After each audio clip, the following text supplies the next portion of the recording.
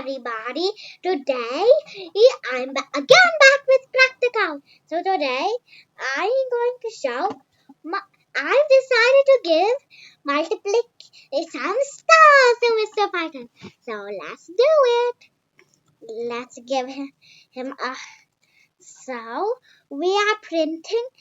So let's say if we take the number 2 and or 9, then and we take this multiplication operator and we do it too. So we all know that the output is going to be 18.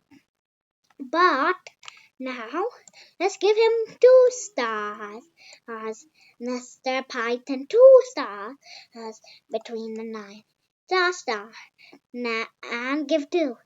Ta-da! So this is a magic. So this operator I use is called an exponent operator. So let's give him even more stars. So let's give him more stars.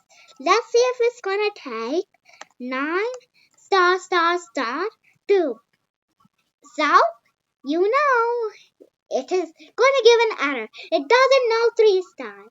So let me give him double quotes and let me give as many stars as I want.